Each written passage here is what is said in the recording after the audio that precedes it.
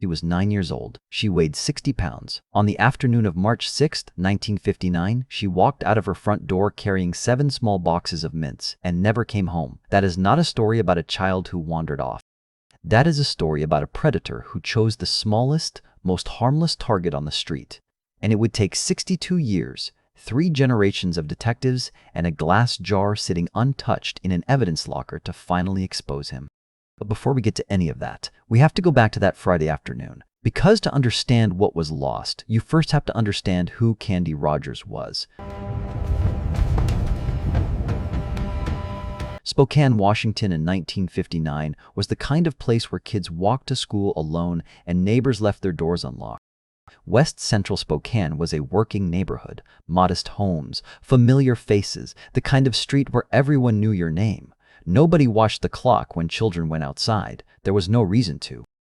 Candi lived in an apartment above a neighborhood grocery store on the 2000 block of West Mission Avenue with her mother, Elaine, a high school history and PE teacher. Her grandparents lived right next door. She had a dog named Shep. He was small for her age, 4'4", 60 pounds, and shy by nature. But she was a bluebird, the junior level of Campfire Girls of America, and that mattered to her. It gave her something to work toward. March 6, 1959 was the first day of the Campfire mint selling season.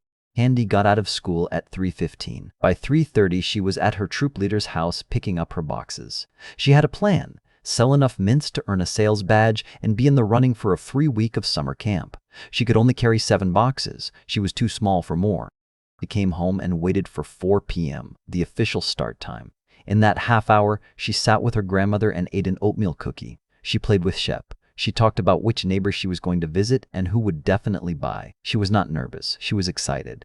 At exactly 4 p.m., Candi Rogers stepped out into the cold March air and started knocking on doors. In the Pacific Northwest in early March, darkness falls fast. By 5:40 p.m., the streetlights were coming on. Candi knew the rule: be home before the lights came on. So when 5:30 passed with no sign of her, her grandfather went outside to look. He checked the neighbors. He walked the block. Nobody had seen her recently. Her mother, Elaine, had been at a hair appointment and arrived home to find her daughter missing. Within the hour, family members were searching the streets. By nightfall, police had been called. There were plenty of other Campfire Girls out that evening, dozens of little girls in the same uniforms, carrying the same boxes. That made it nearly impossible to trace Candi's exact path. Witnesses thought they saw her, but they couldn't be sure which child was Candi. Then, at around 9 p.m., searchers found something that changed everything. On Pettit Drive, a road climbing a hill known locally as Doomsday Hill, boxes of Campfire mints were scattered across the ground, not dropped. Scattered. Some looked like they had been thrown from a moving car window as someone drove away fast. The trail of boxes led south, across the Fort George Wright Bridge, away from Candi's neighborhood. One box had a partial fingerprint. It was lifted, preserved, and sent to the FBI. It was never identified. By 9 p.m. on March 6, 1959, Spokane understood one thing with terrible clarity. Candi Rogers had not wandered off. She had not gotten lost. Someone had taken her. The question was who? And why this little girl, out of all the children out that evening, carrying 7 boxes of mints on a cold Friday afternoon? The answer was hiding in plain sight. But it would take 62 years to find it. By the morning of March 7th, every person in Spokane knew Candi Rogers was missing. And more than 1,200 of them showed up to find her. 1,200 people for one little girl. Marines, Boy Scouts, utility workers, mail carriers, horseback riders, all of them descended on West Central Spokane before sunrise. A command post was set up at the intersection of Pettit Drive and the T.J. Meenock Bridge, right where her mint boxes had been found. The U.S. Air Force sent helicopters for aerial coverage. They had no cell phones, no GPS, no cameras. They had scattered mint boxes, one unidentified fingerprint, and a trail that ended at the edge of a bridge. On March 7th, just one day after Candi disappeared, a U.S. Air Force helicopter flying low over the search area struck high-tension power lines and crashed into the Spokane River. 3 crew members were killed: Airman Marlis D. Ray, Staff Sergeant William A. McDonnell, and Lieutenant Kenneth G. Fautek. 2 others survived. 3 men died searching for one child. The city was now grieving in 2 directions at once, and Candi had still not been found. The days that followed were silent in the worst possible way. Tips flooded in from across the country, hundreds, then thousands. Detectives followed every lead. They contacted anyone with a relevant criminal history. In 1959, there was no sex offender registry. Several suspects were developed. None could be tied to Candi's disappearance with evidence. 16 days went by. On March 21st, 2 airmen from Fairchild Air Force Base were hunting in the woods off Old Trails Road, about 7 miles from Candi's home.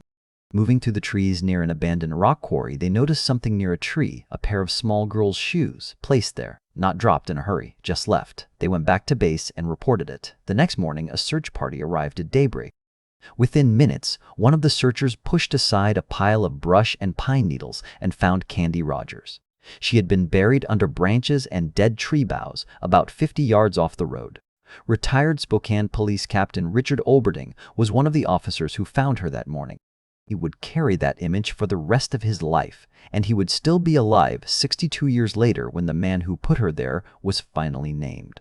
The cause of death was strangulation. The weapon was a strip of cloth torn from Candi's own slip, the garment she had been wearing when she left home that Friday. Her feet were bound with another strip of the same slip. There was a mark around her waist suggesting she may have been restrained with a rope at some point, but no rope was found at the scene. Medical examiners found evidence of a much darker physical violation that added a layer of horror to the crime. Every piece of evidence was carefully cataloged and preserved. The investigators in 1959 had no idea what future technology would be able to extract from biological material decades later, but they preserved it anyway. The discovery of Candi's body changed Spokane in ways that lasted for generations. Parents who had never thought twice about letting children walk alone now watched from windows and set strict rules. The case became part of how Spokane parents raised their children for decades, a warning carried from one generation to the next. Police had evidence. They had a DNA sample they didn't yet know how to use. They had hoped that science would eventually hand them an answer. But before that could happen, a serial killer was about to walk into the investigation and send everyone chasing in the wrong direction for the next 40 years. Every case on this channel isn't just a story. It's weeks of digging through records, verifying facts, and piecing together real lives that were lost. Each episode takes nearly 15 days of research and long nights chasing the truth. We do this because these stories matter, and someone out there still deserves to be remembered. If you want us to keep uncovering the truth behind these mysteries, please take a second to like, subscribe, and tell us in the comments which part of today's case hit you the hardest. Your support keeps us going. And if you want to watch more solved cold cases, the links are waiting for you in the description below. Now, let's get back to the case. For decades, Spokane detectives believed they knew who killed Candi Rogers.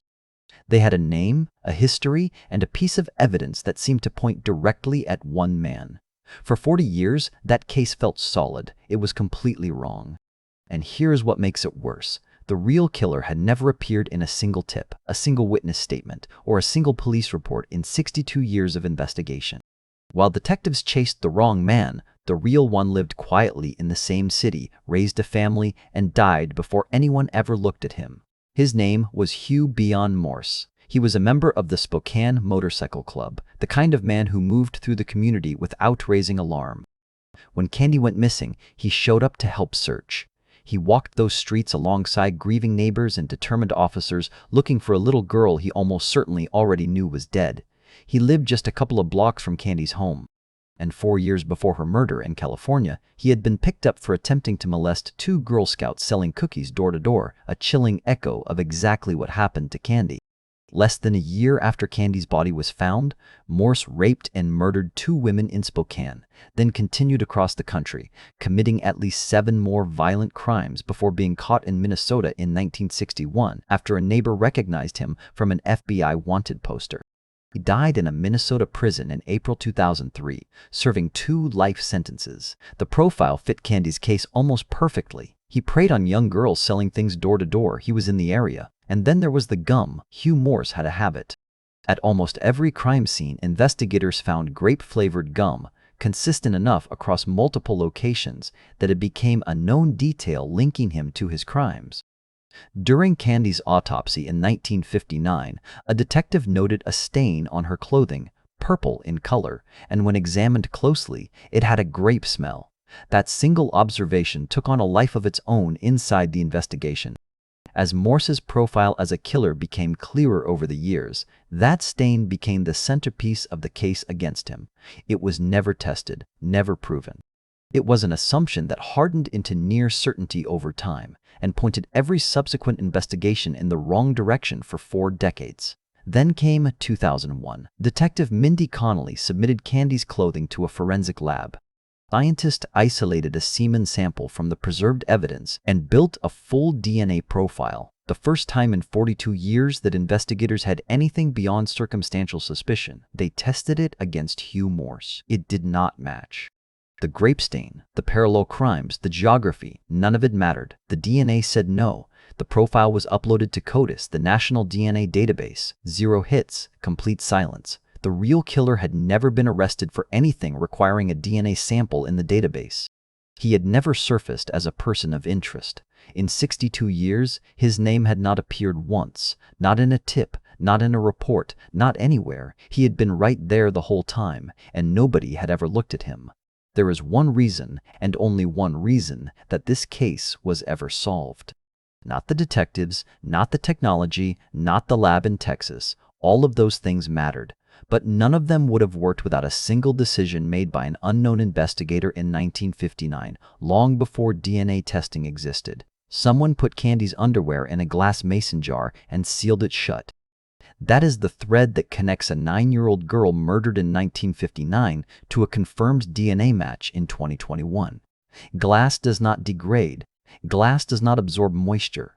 It does not interact with what is stored inside. That airtight seal, made in an era with no reason to think about genetic evidence, created a near-perfect preservation environment. When forensic scientists finally opened that jar in the early 2000s, the DNA inside was not just present, it was strong enough to build a full profile from. The 1959 investigators could not have known what they were saving, but they saved it anyway. Brittany Wright grew up in Spokane. As a child, her parents told her about Candi Rogers, not as a news story, but as a warning. Watch where you go. Remember what happened to that little girl. The case was woven into how Spokane parents raised their children decades after the crime itself. Wright grew up to become a forensic scientist with the Washington State Patrol Crime Laboratory Division. And in 2018, when the Spokane Police Department began reassessing its cold cases, Candi's file landed on her desk. The timing was not random. In 2018, California investigators used a then-new technique called forensic genetic genealogy to identify the Golden State Killer, a serial rapist and murderer who had evaded capture for 40 years. The technique worked by running crime scene DNA through consumer ancestry databases to find distant relatives of the unknown suspect. Genealogists then built family trees until they narrowed the search to a single name. The moment that arrest made international news, law enforcement agencies across the country pulled out their oldest cold cases and asked, "Could this work for us?" Spokane asked that question about Candi immediately. There was a serious problem.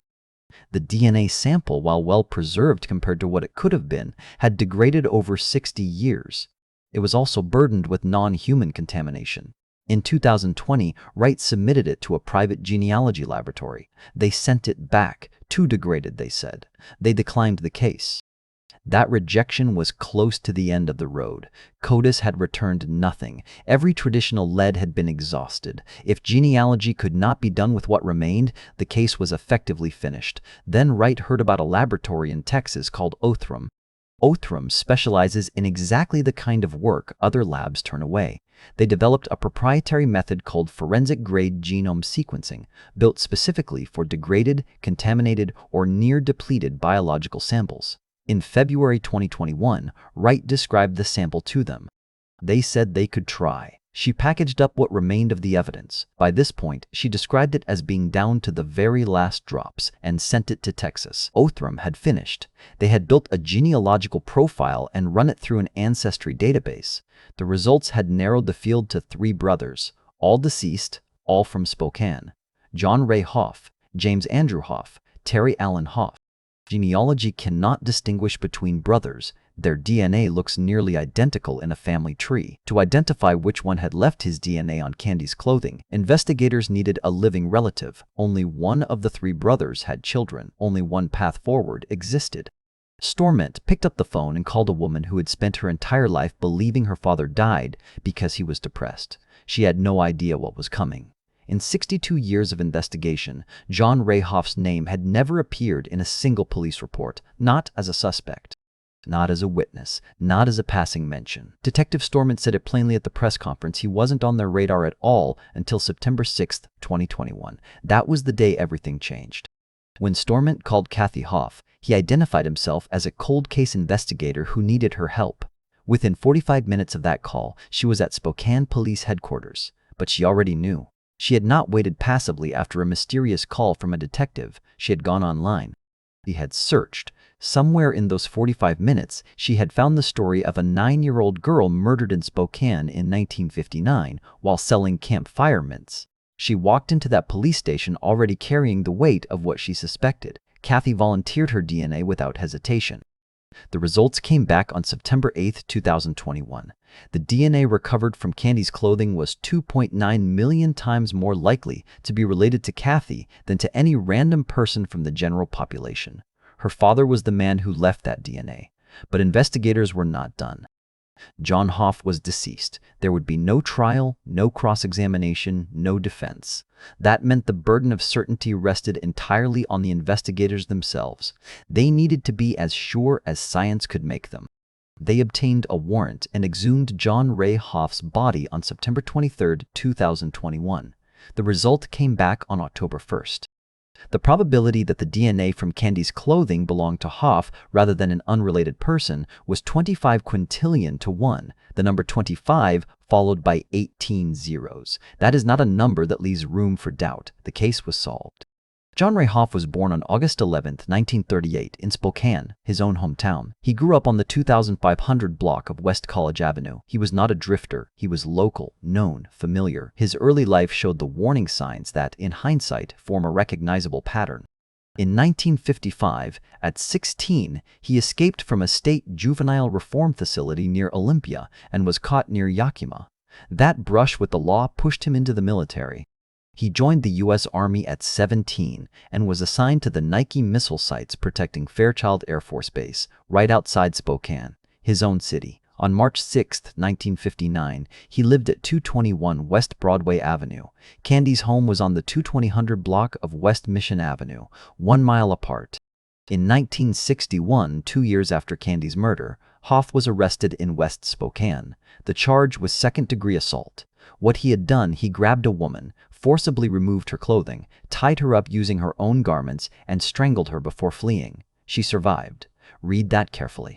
He used his victim's own clothing to bind her. He used her own clothing to strangle her. That is an exact match to what was done to Candi Rogers. The ligature around Candi's neck was torn from her own slip. Her ankles were bound with another strip of the same garment. The 1961 victim survived only because something interrupted him. Candi did not. Hoff served 6 months. As a result of that conviction, the Army declared him a deserter and dishonorably discharged him.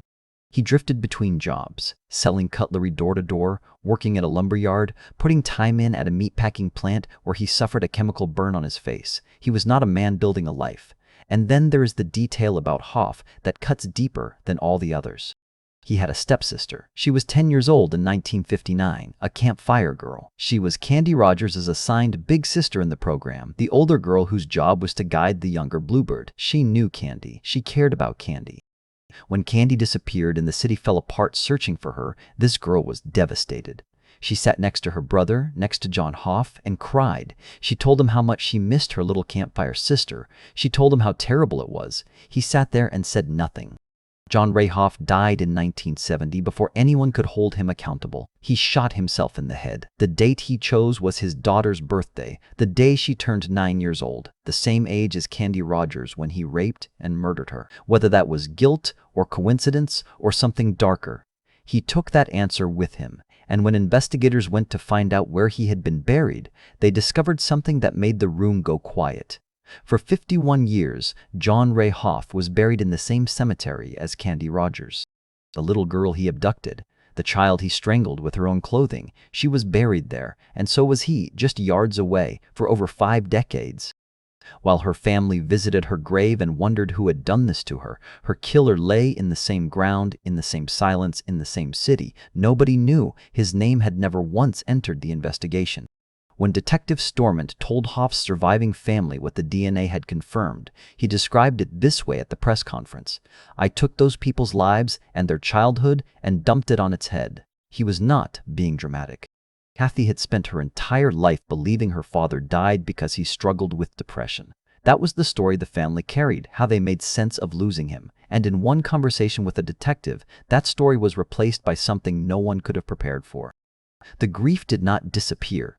It became something far more complicated. When the family learned he was buried in the same cemetery as Candi, they made a decision without being asked. They arranged to have his remains moved to a different cemetery so that Candi, as Stormont put it, could enjoy some peace. When Candi's family heard that, her cousin Joanne was overcome with emotion. That gesture from the killer's family to the victims was not justice, but it was the only thing they had the power to give. There is still the matter of Hoff's stepsister. She is in her 70s now. After the case was solved, Stormont tracked her down and told her what her brother had done. She was, in his words, absolutely heartbroken. He told him she remembered sitting next to John Hoff and crying about losing Candi, telling him how devastated she was, how much she missed her little campfire sister. He sat there, listened, and said nothing. He had spent her entire life carrying that grief as an innocent bystander, never knowing that the person responsible for it was sitting right beside her, absorbing her tears without flinching. Kathy Hoff gave a videotaped statement played at the November 19th press conference. She did not hide, she did not deflect. "I'm very, very sorry for what my dad did, that he took her life horribly. I hope that it gives her peace, knowing that, even though it's not really justice because he doesn't get any punishment, his name has this on it now. And they can know it's solved." That statement is worth sitting with. There would be no trial, no sentence, no courtroom moment where the law looked John Hoff in the eye and called him what he was. He had already escaped that, but Kathy was offering the only thing that remained: acknowledgement. His name attached permanently to what he did, the record corrected, the truth on paper. It is not justice, but it is not nothing. At the press conference, retired Captain Richard Olberding sat in the audience. He was one of the officers who had found Candi's body on March 22, 1959. He had pushed aside that pile of brush and pine needles and seen what John Hoff had left behind. He had carried that image for 62 years. He was still alive to hear the answer. "I thank God," he said, "that I lived long enough to see the end of this case."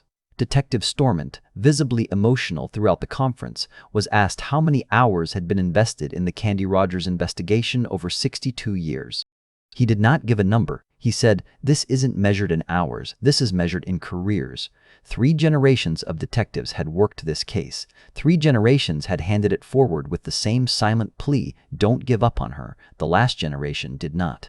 Candi's cousin Joanne wiped tears from her face and said simply, "I feel like Candi's loss was just a horrible loss. She was so cute, and she didn't have much time. Candi Rogers was 9 years old. She wanted to earn a badge.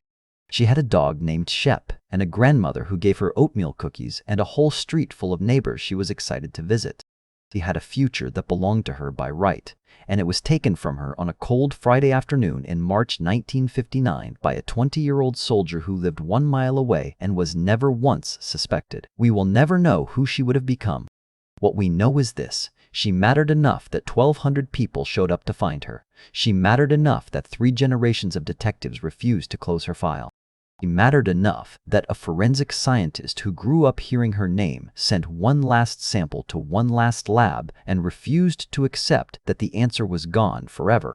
And she mattered enough that the daughter of her killer looked into a camera and made sure the world knew his name and what he did with it. 62 years, 8 months, and 13 days. That is how long Candi Rogers waited. The clock has finally stopped. How many other cold cases from the 1950s and 60s still have biological evidence sitting in an evidence locker, waiting for technology that already exists to finally give them an answer? John Hoff committed a nearly identical assault in 1961 and served just 6 months. If that sentence had reflected the true danger he posed, would Candi Rogers' case have ever needed to be solved? What does it mean for justice when the only punishment a killer ever faces is having his name permanently attached to what he did, long after he is gone?